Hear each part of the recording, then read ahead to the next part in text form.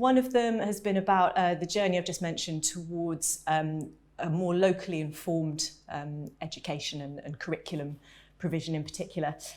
So we've been looking at what young people in our area really need. We've done that in a couple of ways. One of them is looking at destinations data, which I'm sure every single school does. Everybody knows how many pupils go on to college, how many go on to become NEETs and that kind of thing.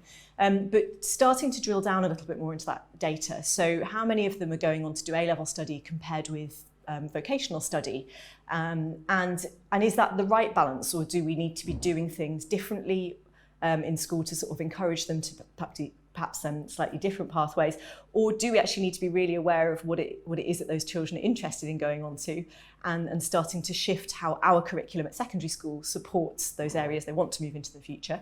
But also looking at things like dropout rates. We will collect data on how many pupils go to college, for example, but how many of them are still there 6 months in? How many of them are still doing the same courses they picked 12 months in?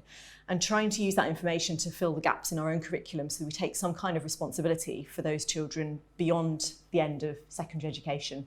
Whether that might be specific academic gaps in their skills and their knowledge in the subjects they're choosing to move on to, but also just broader skills around things like self-esteem, resilience, organisational skills, managing their own mental health. Do they have what it takes at the end of 5 years with us to be able to go on to 2 years of more independent learning, and starting to fill those gaps in our curriculum?